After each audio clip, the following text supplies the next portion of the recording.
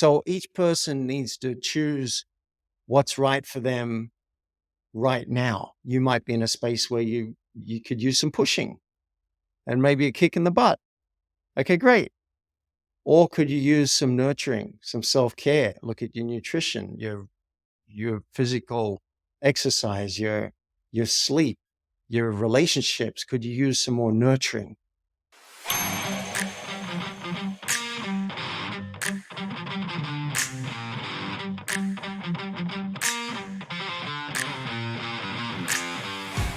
When personal triumphs meet professional excellence, how do we navigate the tough conversations that lead to our greatest growth?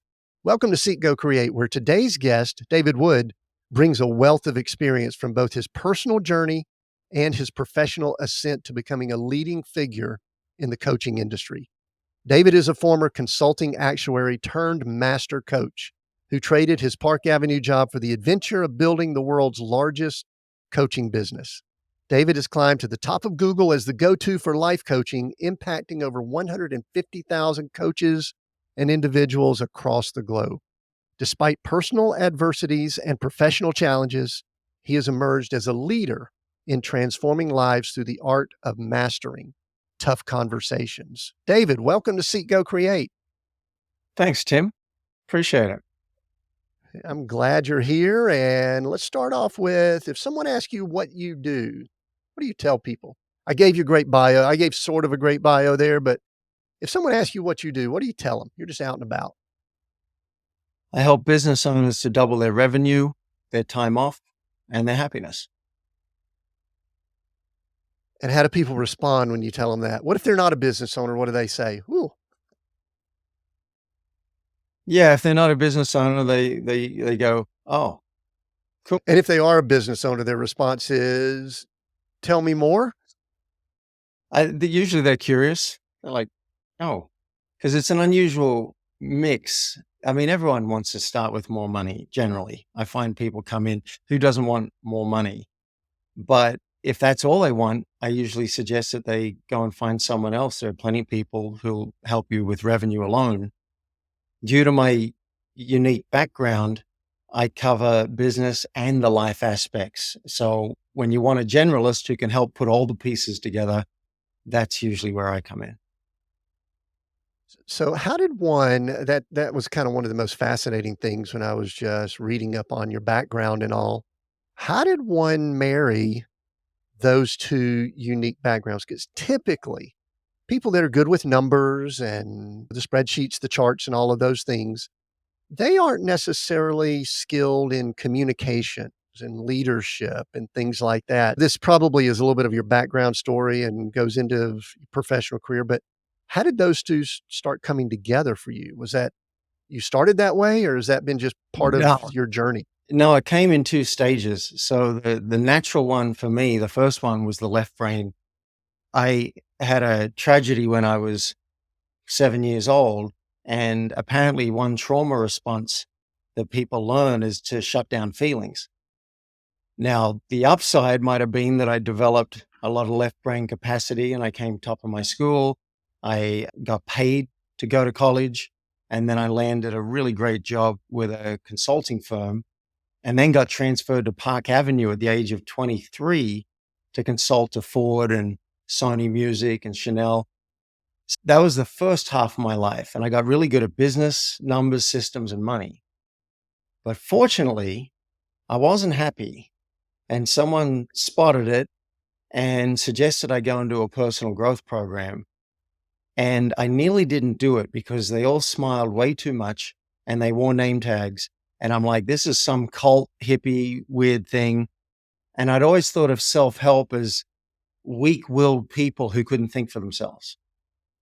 Fortunately, they were ready for my arrogance and my left brain, and they cracked my cynicism and they cracked my heart open. And I discovered that I knew nothing about emotional intelligence, vulnerability, integrity, leadership, authenticity. And I got hooked. I'm like, all right, I got to catch up. So the second half of my life, the last quarter of a century, has been doing my own therapy, sitting with gurus, doing crazy human experiments to kind of push the limits, lean into my fears. And I know you're supposed to specialize. And I teach that. Yes, specialize, pick a lane. But I finally surrendered to the fact that I can help someone with their hiring system and their productivity in the first half of a session. And then we might be talking about the meaning of life or a fight they had with their kids or their legacy in the second part of it. So I need to go back a second because I keep wanting to move forward, but you mentioned an event that occurred that sort of shut down part of your brain, and it's a trauma. And I think many people, part of their journey is they've gone through some type of event. I call it a catalytic event in what I do that has changed the way they think, changed the way they define the world, success, people around them, so something like that. Can you give me a little bit more about what occurred there just so that it kind of sets the stage for some of this conversation we're going to have? Sure. And I just want to warn listeners, it's not pretty. My little sister and I got off the school bus and somehow she ended up underneath the bus and was killed that day. And I was there and witnessed it. And back then, I don't think therapy was a big thing, not in Australia. You didn't send kids there, and I didn't even go to the funeral. So it wasn't until I just grew up. All right, this is my life. And it wasn't until I was 23 and I was having trouble in relationship that I finally went to a psychiatrist and said, "What is going on?" And he said, "Well, I've just met you, but my initial hypothesis is that you didn't grieve properly and you are sensitive. And I think I can help you reclaim some of that emotional side and go and move through that process in a healthy way." And he was spot on. I don't know that I'm done. Like 25 years later, I think I'm still grieving and it still comes up now and then. And I cry at every movie or even a commercial that's got a sense of loss. But I think that explains why I was more of a cardboard cutout for the first half of my life. And then when I discovered authentic relating and real revealed communication and vulnerability, I was hooked. I'm like, give me more of this. And so my life, I would say my life is mainly about that. It's mainly about being real, being expressed, and having deep connections. I just happen to do the business coaching because I'm good at it. And that pays the bills, and business owners can justify the expense. Oh, well, I'm making money. Everything I do now on the personal side with David is basically free. So that's how it ended up. And since you work with so many people, I've observed this myself, you in all likelihood see similar situations, traits, personalities in others. How common is it? Not the exact situation, obviously, it's a very tragic situation. It's interesting when you brought that up. I was reminded of a cousin who had a cousin, not a family member, family member, that it was a very similar situation. They grew up in Mississippi, and the older brother got off the bus, the younger sister, the bus started, and she was killed in an accident like that. Wow. And and I know that his name was Donald. I just recalled his name. It's been a while since I've talked to him. I know that Donald, it impacted him greatly. He was the older brother. I think he had this thought of, "I should have protected. What did I do? Why was I leaving for" all these type things and all that. So, Yep. uh, we Yep. we don't have to unpack a lot of that, but I guess my question is, how common are situations that you see in people you coach? I mean, we know that there's no perfect person out there. Everyone's gone through stuff. But I mean, I guess just talk in general about what you see with leaders, business owners, just people that you work with related to traumatic events. Well, I think I want to split this into two answers. The first, I notice more of that in my friends because healers, we're all healing ourselves. And so a lot of my friends have got there's some kind of traumatic event where whether it's some kind of abuse or loss or something. So I'm present to that. in my clients, I have a theory that all of us carry some kind of trauma. I don't know much about pre-birth trauma, but I got a friend who specializes in that. Just coming out of the womb apparently is going to do something to you. And then there's going to be a time when you didn't get your needs met and you felt alone or abandoned or someone left you. So I think we've all got our own version of something from the past. Some of it might be some of us it might be quite mild. For others, it's going to follow us maybe all our days in some way, and we learn to adapt. Mm. As someone who is, I think I see a title at times. I know you've got business coach, but you also have life coach. And I've noticed in our industry, the coaching industry, there are many people that have that life coach tag that sometimes I think they're skirting the counseling role, which is not a bad thing. I see it come up quite often with me. I mean, I think I see people go different paths. There's some people that need some spiritual healing, and with a background in ministry and all of that, I'm keenly aware of that. I think some people need obviously some counseling, and then some people, maybe we can tie it all together. Yeah. But where do you I guess, where do you draw a line between, okay, this is a little bit outside of my scope, this is someone who needs a much deeper emotional counseling role than I can provide? Or do you go into that? I mean, I don't know if you're licensed or anything like that. I don't know if that question makes sense, but It you know does. some of this It it gets does. watered down a little bit, you know what I mean? Yeah, the answer is both. I'm not trained as a therapist or a counselor, and I've been coaching for 25 years, and I've done a lot of my own work. So I'm able to hold space for a lot of deep emotion. And I tell even I've got corporate clients. I specialize in business owners, but I coach some executives, and I tell them, look, there may be tears. There may be my tears. There may be yours. Everything's welcome. It's usually got to be pretty extreme before I refuse to coach them and say, look, this is not my area. For example, when I was first starting out, there was a woman who had visions of cutting herself with sharp metal objects. I'm like, okay, thank you for being clear. That that's not my area. I don't know how to handle that. I've had a client recently who's also a friend, and she just wasn't really up for being a business owner. She there's so much healing to be done. And my with me isn't the most efficient place to do that. I do 30-minute sessions. We dive in, boom, boom, boom, boom. You got actions, off you go. I said, I think you really need to find a healer. And then maybe a year from now, when you feel more resilient, more robust, you can come back to coaching. But that's pretty rare that I say to someone. Sometimes I've said, I encourage you to get therapy in conjunction with coaching. And I've got more than one client who they have a therapist, they got me, and they sometimes bounce things off both of us. And I often say, I like this guy. I think I like a therapist. He's saying some really smart stuff. So I like to think of it as more of a collaboration. And I understand, and I totally respect if some coaches, including life coaches, go, I'm not going to go there. If it's deep emotional stuff, I'm not going to handle it. It's just I've been through so much of it myself, so much of that myself. I'm happy to at least hold space for some of these things.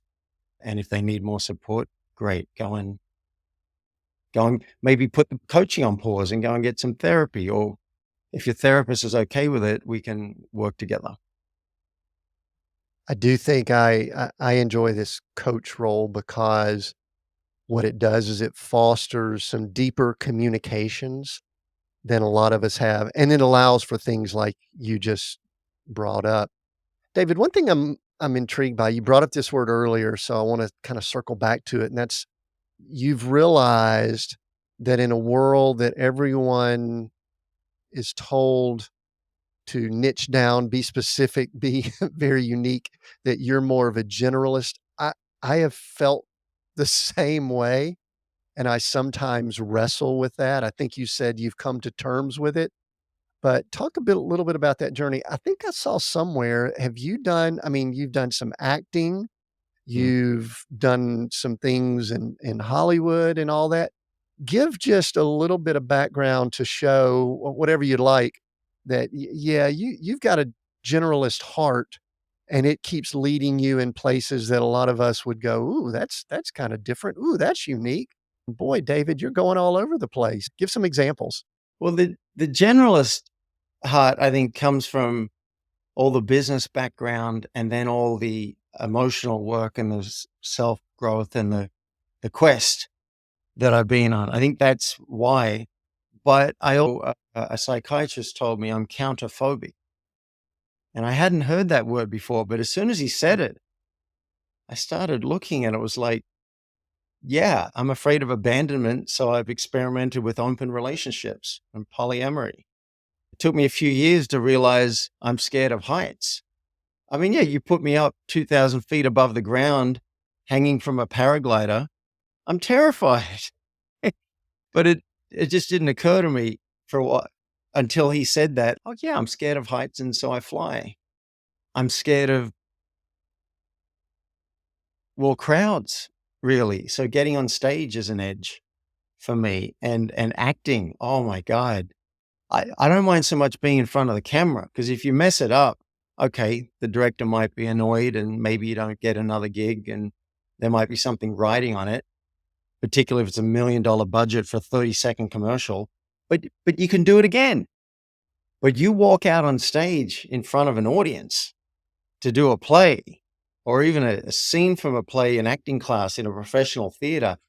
Oh my God, the adrenaline coursing through me. So I think that gives me the credibility to help people face their fears because I've faced so many of them and I understand what it's like to have your heart pounding in your throat.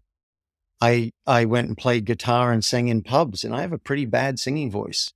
I did that for a year and a half because I wanted to see if I could do it. And then the acting thing, I've been thinking about it for years. And then someone said to me, I did that. I went to LA and I did the acting. And a week later, she called me and said, do you want to come to an audition with me? They're doing a production of Dracula. And I said, well, I thought I'd maybe take a class first, but all right, I'll go. And I landed the lead. They gave me the role of Dracula in this play. And so one thing led to another. I'm like, I think I need to move to LA to at least find out what I can do in a year. So I did that and I'm glad the experiment is over. It was very successful and I'm much happier now hanging out in North Carolina. So I don't know that that makes me a generalist, but colorful might be a better word. I will dive into new things that I have no idea how to do. And I like to obsess about uh, getting better. I like to assess it like what's the fastest way to get there? I'm a nerd that way. And I think that really helps with my coaching because they might have a good plan, but what if we could do that in half the time with half the effort? Let's try that. So one of the things similar, maybe different experiences, but similar. And there are three things that I've wondered about myself. So I'll say this and then ask it as a question, sort of related to not really the generalist, but maybe just a lot of experiences. I think you and I have probably seen people. This is very common in the world. They go into a role, we'll call it a title, and they'll be there for a good portion of their life. And I'm not really judging that. That's fine. In fact, sometimes I admire those people greatly because that's not me. That's not my journey. But I've wondered about myself. Number one, do I just get bored easily? Number two, do I just love the thought of overcoming? You mentioned fear or overcoming not knowing something or a challenge or something. And then number three, I've wondered if I'm trying to prove something, if I'm just like, there's something that I need to prove either to myself or to other people. And so those are the things that I've kind of gone through in my process. When I mention any of those three, do any of those jump out at you? Do they mean Oh yeah. anything? Because Yeah. okay. A lot comes up. I love this. I love this question.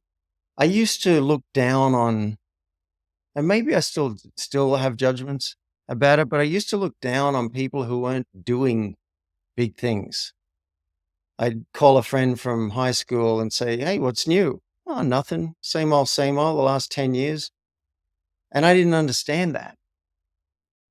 But as I've gotten older and gotten to see it from a different point of view, I've realized I've always gone for the big thing, gone for speaking on big stages and publishing a book and becoming a snowboard instructor when I couldn't really snowboard, and then flying the Himalayas in a paraglider and trying to build the world's largest coaching business and becoming number one on Google for life coaching. Like I like big, go to LA and be an actor.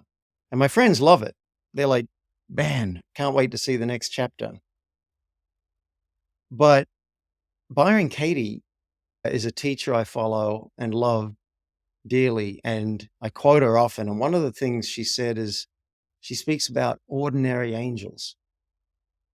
And so I think those friends from school who said nothing's changed, one of them told me the best moment of his day is cracking a beer at 5 o'clock, sitting out in his yard, looking at the mountain, his kids playing around his feet. And I realized they've got something that I don't have. And Katie was right about being ordinary angels. And she said to me once, watch the specialness, because specialness can be deadly. And my ego's, I want to be special, and I want to be loved. I want to do things bigger and better. But with age, I'm 55 now. I finally realized I want to settle in Asheville for the rest of my life. I want to have a home base here. I'm done with all the traveling and I was going to say carnivals, the festivals, and the different things. I don't like to travel. I like having a quiet place to sleep. I like having my dog and my house and my friends, my regular cup of tea. And my new ventures I just discovered because I needed something to throw myself into because I'm not very good left to my own devices and choices. I've just discovered pickleball.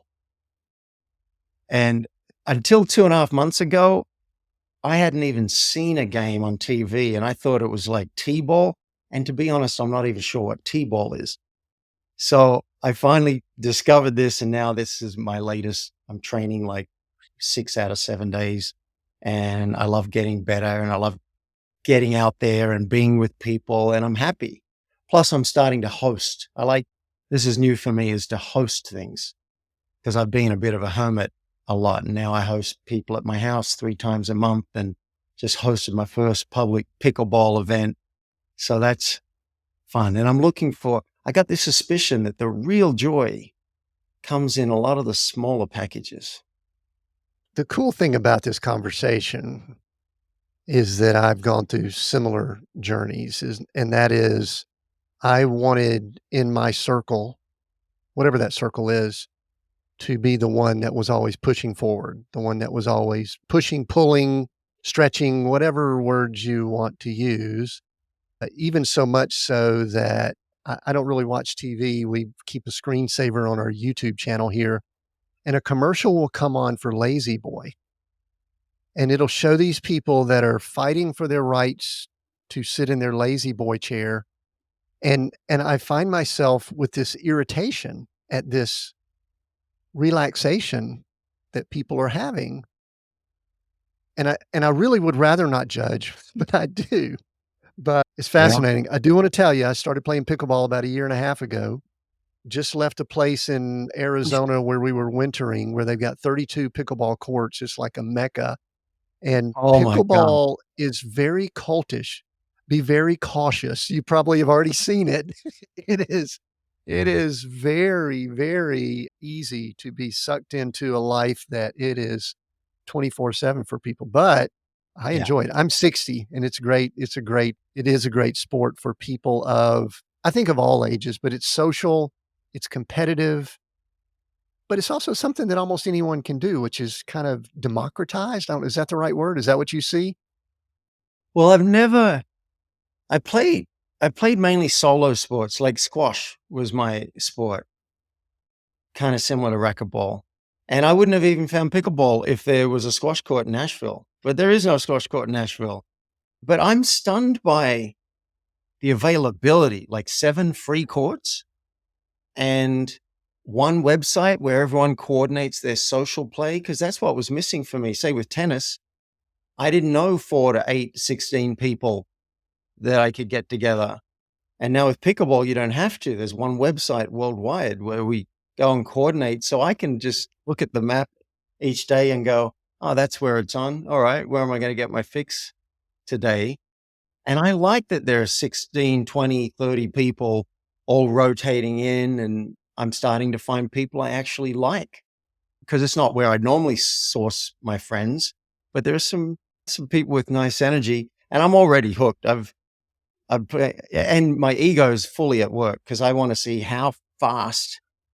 My question was, how fast can I go from beginner to 4.5 rating? And I think I've been playing 6 weeks now with my right arm, and I'm up to 4.0. I'm on track. And then at some point, hopefully I'll chill. But I like to learn and develop and train. So I'll drill 3 to 4 times a week. And I'm the one setting up all the drill sessions because that's fun for me. But it's also fun to just get out and I haven't taken beer. Oh, I took a beer to the court, but I think we should get there 4 to 6 in the afternoon, and someone should have a small cooler, and we just have some social games, and doesn't really matter what happens. So I like both of those aspects. But I think that training thing, like that question I said before, what's the fastest way to get here? That's often what we're asking in the coaching questions. What's the fastest way for you to double your revenue in a way that's enjoyable for you? What's the fastest way to get from 40 hours a week to 20? How do we do that? So I think that drive serves me when it comes to coaching. So Hope one thing that I'm asking, and I'll kind of pose it to you, is I do think there are times that we are to pursue things with all vigor. I'll say it that way, like you're doing with pickleball. And then there are times that we're to go at a maybe more measured, relaxed pace. And I will say this is a new thing for me. Maybe it's age, maybe it's maturity, maybe it's life experience. I don't know, because I haven't always been this way. I mean, I've told the audience before, I used to pride myself back in the 90s on sleeping an average of 3 to 4 hours a night and constant hustle mode. I'm thinking a little differently now. And I'm actually thinking that as I work with people, I'm even asking questions like that. What are your thoughts on the balance between hustle, hustle, go, go, go, pursue with all vigor, and then let's just step back and relax and see what comes to us, or allow some time, or to be a little more patient? Did that make sense? Well, You know, what's the careful, Tim, because you might end up talking yourself into a lazy chair, into a lazy. I don't think I could fit a lazy boy here in the RV, but maybe somehow I could get a lazy boy. Yeah. Well, they're two poles, right? So there's some real polarity there. There's the yin and the yang. And I think that question's age old. The people who come to me are usually wanting to make something happen in time and space. So they're usually wanting more. And so that's often where the coaching will live. But if someone's always at that full speed, then they're probably going to burn out, and it's not sustainable. So it's probably not the most efficient way to get there. I want to come at it from another angle. I used to be the spiritual warrior. If it's difficult, I'm doing it. And open relationships was an example. It traumatized me over and over and over again. But theoretically, I'm like, why not love more than one person? I can handle this. Just suck it up. And then I had massive insomnia because of that. And I refused to take any medication for a year because I wanted to see if I could do that. And I was kind of white knuckling it. And I think there was value in that. But then it got to a point where a doctor friend of mine was begging me to take something so my brain could come back into balance. And I had to learn the hard way because I went into deep depression and anxiety, which is one of the most rotten cocktails on the planet, to have depression and anxiety at the same time. So you can't really relax and you can't really sleep, but you want energy all the time. And I learned the lesson of balance through that. Okay, there are times to be the spiritual warrior and push and say, I'm not going to accept no, and I am absolutely committed. And I'm going to show up like that. That's great. But you got to know when to say, okay, too much. My body can't handle it, or my nervous system can't handle that, or I need some R&R as well. Or you know what? Here's my favorite line that I think I came up with. I sometimes find myself saying, I'm not tall enough for this ride. You know those signs at the carnival? You got to be this tall. Some things like I'm dating a woman right now. I'm honestly not sure if I'm tall enough for this ride because there's some challenges for my psyche. I love her and it's great, but I don't know. But I've learned to say, I can't promise anything and I don't know, but let's keep hanging out and see what happens. And if it becomes too much, I trust my body will know and I might have to take a step back. That's new for me. Well, in the past 10 years, that's new. Before that, it'd be like, yes, of course, we're going for it. Dive in. Let's jump off the cliff. Who's with me? So each person needs to choose what's right for them right now. You might be in a space where you could use some pushing and maybe a kick in the butt. Okay, great. Or could you use some nurturing, some self-care? Look at your nutrition, your physical exercise, your sleep, your relationships. Could you use some more nurturing? I One of the things that just jumped at me while you were saying that was the importance of being self-aware, and I was one physically from a physical standpoint, I used to convince myself, and I guess I could do this, that I could push physically to do a new sport, to do something that might be challenging. And I think I mentioned earlier, I just turned 60 this year. And this last 12 months, I've had 2 situations where I slight injury, no big deal or anything. One was related to pickleball, by the way. I fell and landed on my wrist, which was not exciting at Oh, all. dear. I'm still recovering from a wrist sprain from falling on my butt. I know Going for a pickleball is unfortunately, it is somewhat dangerous for people, but we won't get into that. But yeah. what I noticed, David, I would typically get up, shake it off, and power through. But something in me, and I don't know if it was wisdom, self-awareness, I was hurting so bad, I don't know. Something said, "Let your body rest. Be patient. Get a lazy boy maybe."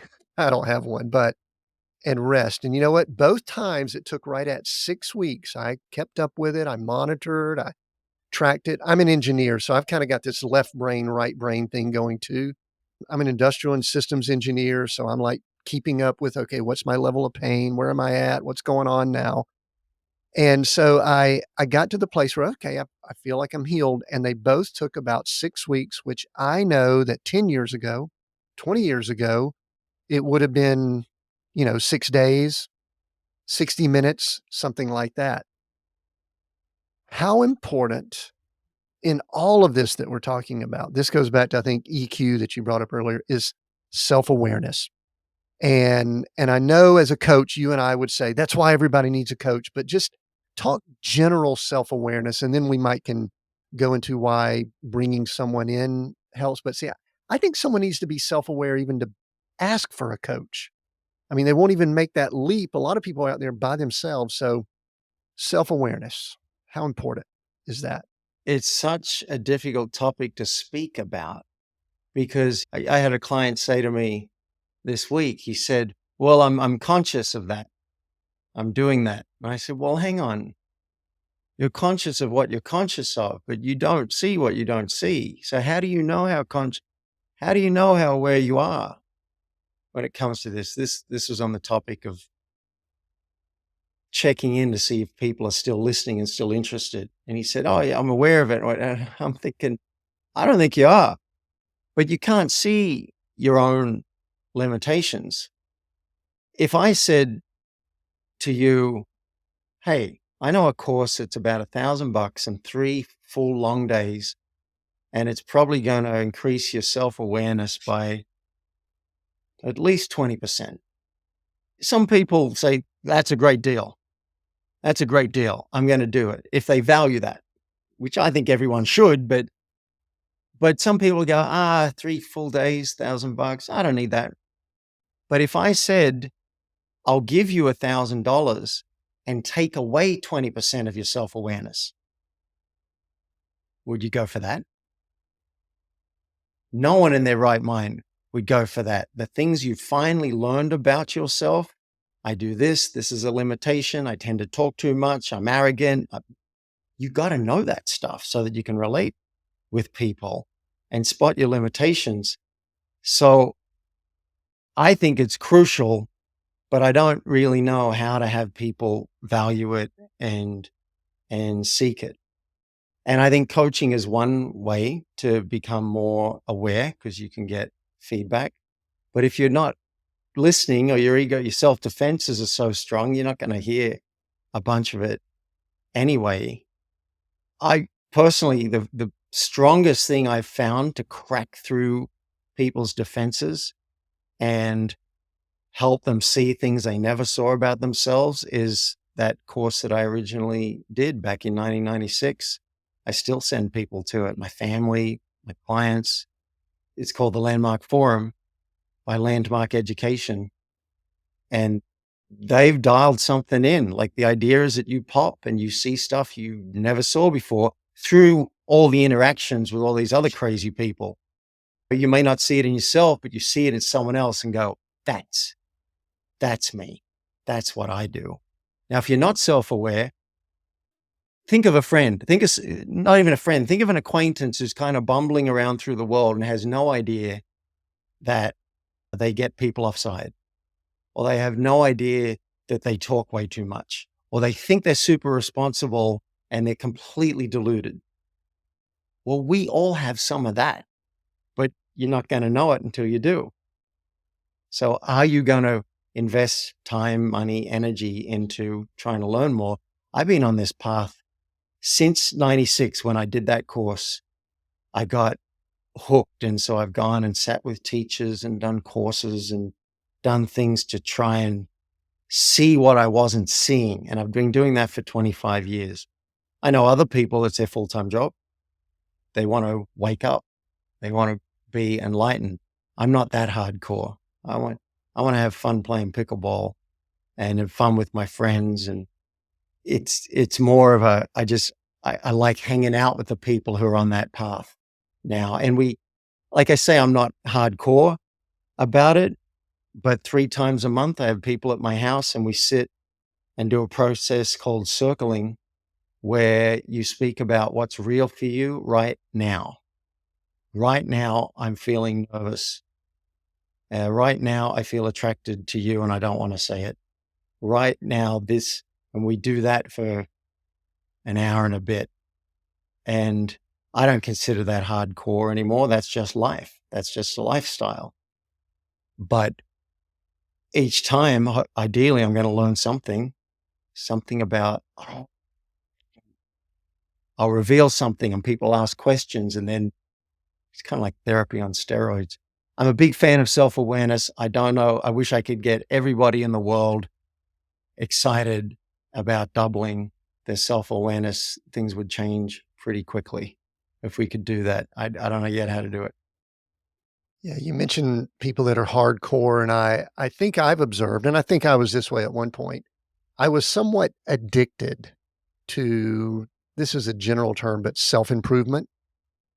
And I love what you brought up because now I believe that I have just integrated improvement and being better into my lifestyle, into my regular life. It sounds like that's kind of what you're doing. Because pickleball, you said you want to enjoy pickleball, but see, that's part of it. That's part of, I think, that process and journey. So I like that.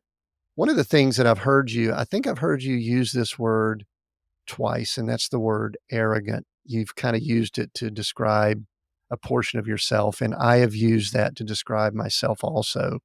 And I think if we were to take most business leaders, people that have done great things, we may have some degree of arrogance, confidence. We could kind of maybe interchange a few words there.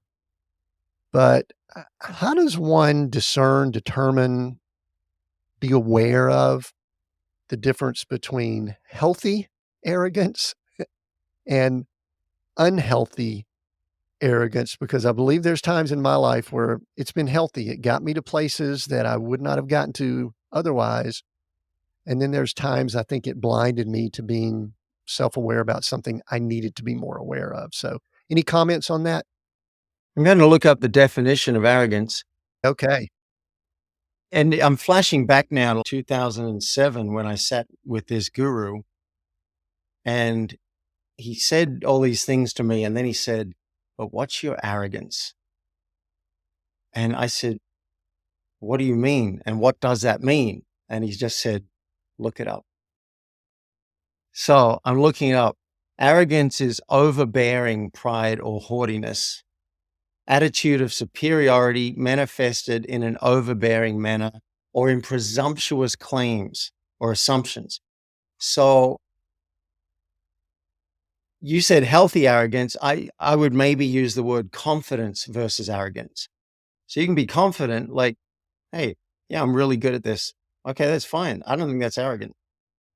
But I tend to be biased towards assuming that I'm right when I may not have checked it out. I may not even be looking to find out. And I'm just like, this is right. And then I find out I'm wrong. I'm often assuming I'm the smartest person in the room. And that may be true in a bunch of rooms, but there's going to be rooms where it's not. And so I like this bit about presumptuous claims or assumptions, right? And one of the key tenets of authentic relating is to assume nothing. So we start in our circling, we speak in different language. We say things like, "It seems to me." I couldn't say, "Why are you sad?" Because now I'm making an assumption that you're sad. I see tears streaming down your face and I see you're scrunched up and your shoulders seem a little tense. It seems to me that you're sad. Is that true? We actually get to practice dropping the arrogance and the assumptions and the being right. And we even say things like, "I have a story. I have a story that you did this because of that. Is that true?" It's a good practice to check arrogance. So I would say arrogance versus confidence. Confidence is great. Arrogance might be you're making assumptions. And then the overbearing thing, that can be quite annoying.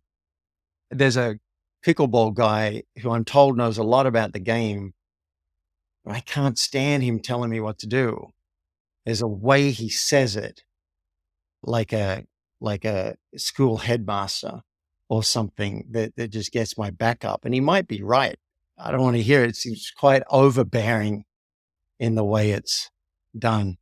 Humility is probably still one of my life lessons. And the universe, I think, has given me plenty of chances to learn humility. Maybe I just have to pay attention. I think life as we go along the way, I love what you said about the landmark forum that you send people to kind of help them get to this. My experience has been there's two ways that people make, I will say, significant change. And I don't know, this is theoretical. This isn't hard to prove it out. It's just my experience. One is they make a decision and they go through process like you talked about, or like we just were discussing, life deals them some event, some catalytic event that forces them to make some change. I know a lot of this. I know a lot of these things too. My biggest changes have typically occurred when there's some form of a catalytic event. One outside my control, the 2008 downturn, showed me that I wasn't always the smartest person in the room where I thought that I was. And I was a business person and things like that. So that was interesting. And so I like that we're tying this together. One of the things, David, that comes out of what you do is a lot of, I'll call it practical, but let's just call it communication skills. And I like where we've gone with the conversation because if we were just to talk about communication technique, I think it's just that technique. But to me, I'll go back to the arrogance thing. I notice when I am fatigued and tired, I will slip back into believing and using tones that come across as I'm a know-it-all. I I would be like the guy on the pickleball court if I'm tired and not well rested and not sitting in the lazy boy, but if I am not resting well. And so what I'd love to do in the last couple minutes we have here is what can you tell us now as we've led to talking about a lot of big picture things to the practical, difficult conversations that people have in this world? Because I don't think a lot of people are having them. I think a lot of people are shirking them, they're avoiding them. A lot of it could be because of some of the things we've been talking about, but just in a couple minutes, I'm gonna ask you to give us a quick mini communications seminar, anything that you want to share on that after the conversation we've had. Well, that's a big question, and if we had more time, I'd love to get into it. And I think if you're up for round two, I'd be happy to do that sometime because it's a whole big topic in and of itself. I think whatever I say is going to come across as a tease, but I will say I wasn't taught growing up that it was okay to say what was really happening for me. I wasn't even taught to take a look and work out, what am I feeling? What's happening in my body? What's going on? So there's so much I think many of us have learned to bury. We don't even, you mentioned self-awareness. I wrote a book called Mouse in the Room, which is about firstly identifying what's going on for you. What am I feeling? Why am I resentful? What do I want? That's a win. Just that you know it.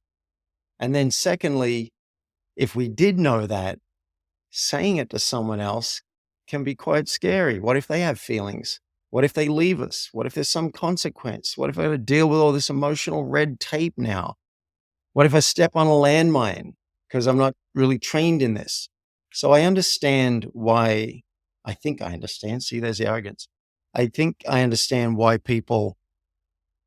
we generally shy away from truth and difficult conversations. And I've found that when we're willing to have the courage and take a shot, be brave, that's where the goal is. That's where we might learn something about ourselves, something about the other person. There's a chance for us to go deeper. There's maybe a 10% chance things will get worse and not get better. But I've found there's often a chance for a round two and a round three. And if you stick with people while they get through their emotions, and if they'll stick with you while you get over yours, then you come out stronger. So just like I'm a fan of self-awareness, I'm a fan of real communication and sharing what's actually happening and taking those kinds of risks. Someone asked me yesterday about risk assessment and like how to decide what's too much and what's not enough, because he was quite risk averse. And I said, humans are idiots when it comes to risk. We'll take risks with no upside, like not wearing a seatbelt or not wearing a helmet and driving a motorcycle or smoking nicotine. Like, we'll take risks like that. But tell your partner that you made out with somebody a year ago at a Christmas party. Oh, no, that's too risky. Can't do that. And I disagree. I think it's riskier to not tell it. So there's my mini treatise. Is it treatise? Is that a word? Maybe we're using T-E-A-T-I-S. some big words here. I've been using some words this last month I've never used before. I don't know where they're coming from, but Yeah, I'm going through a process of learning some new things just from a anyway, but we won't get into it. David, a well, let me couple just last say questions. if people want to up their EQ, their emotional intelligence, and increase their self-awareness and speak more of what's real, Mouse in the Room, you can find it on Amazon, $12.95.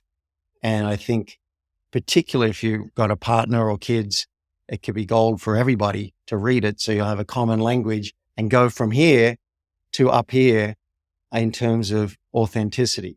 I'm not saying it'll always be easier, but I think it's easier than not talking about it in the long run. We'll include that down in the links.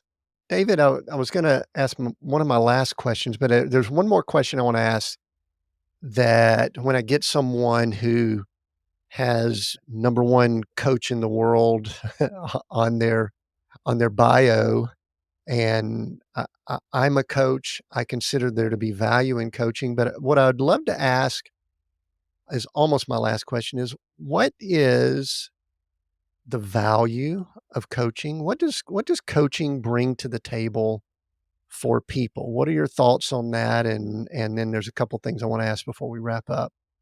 Why coaching? Firstly, I do not call myself the number one coach in the world, to clarify. At one time, With the whole conversation about arrogance, do we have to at one time, someone pointed out to me that it seemed I was the largest provider to the coaching industry in the world. And that felt worth mentioning because I'm proud of it. Again, you're throwing in these really big questions that I don't have the time to answer. The short version is when I'm working with a coach, I'm going to show up in a completely different way for my business and for my life. I'm going to put my attention on the stuff I want to change, and I'm going to get into action in a different way. If my coach has some suggestions and ideas that I hadn't thought of, that's pure bonus. Same with pickleball. I want to get better at pickleball. I can take 5 years trying to work it out on my own, or I can get someone who's been through it. And there's a video on YouTube that I just launched in the last month, which is something like the 5 unexpected benefits of a business coach. So if anyone wants to look that up, they can go and find it. It's obviously a much richer conversation, but there's my short answer. Very good. David, how can people connect with you? If someone says, hey, I'd like to connect with David, get more info, get a coaching session, how can they do that? Thank you. Well, there's a bunch of free stuff on my site. I send out a couple of videos once a week. So you can go and subscribe at focus.ceo. It's not .com. I actually got the .ceo extension. So you're welcome to that. If you're interested in working with me one-on-one and you're a business owner who's already up and running, successful, making revenue, and you care about more than making more money, because we can start there, but that's not where we're going to finish, you're welcome to apply for a coaching session. And the same site, focus.ceo. And something I mentioned to you earlier, Tim, that I've been experimenting with, I used to just charge a flat fee. It was $2,000 a month, no matter where you're at in your business. And I realized recently that some people, if you're not earning $250,000 a year in revenue yet, I probably wouldn't recommend you pay $2,000 a month to a coach. I'd say go get a cheaper coach. So I've just started experimenting with a sliding scale. And so instead of charging a flat 2,000, I'll charge you somewhere between 300 and 2,000 if your business isn't at the point where it makes sense to pay my full fee. And the way to do that is go to focus.ceo, apply for the coaching program. It doesn't commit you to anything or me to anything, but you'll then get access to my intake form, which will have you spend 10 minutes really thinking about what you want out of your business and your life and where your roadblocks are. It's gold, even if we never spoke. It's a great intake form. And then it'll take you straight to my calendar to book a 15-minute call. Just make sure you mention in the form, seek, go, create, and sliding scale so that I know that it was from this podcast and I know to honor that offer. And if we both agree that I can help you, we think that that's likely, we'll pick a number that feels good for both of us and we'll get started. Very good. Thanks for that, David. We are seek, go, create here. Those 3 words, David. My final question, I always say this, I'm either going to ask you to pick one of those 3 words or force you, whichever you want to, however your personality wants to look at it. Create. Seek. And why? I think that's the nature of coaching. I think we're creating. We can just go in default mode and respond. to the world, but we have willpower. We have something that most other animals don't have. We have the ability to create. What do you want your life to look like? What do you want your relationship to look like? What do you want your body to be? And I love that game. So I choose create. David, thank you for this conversation. I've enjoyed it. It's been very rich, and I think it teased so many deeper things that we could have talked about, but I've enjoyed it. Thanks for listening in here at Seek Go Create. We have new episodes every Monday.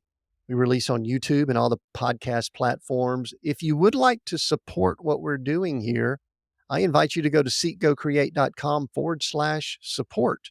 You could actually contribute comments there, or you could contribute financially. We welcome that. So go take a look at seekgocreate.com/support. We're going to include all of David's coordinates and what he mentioned down in the notes. So go check out all of that. I recommend you take him up on a conversation.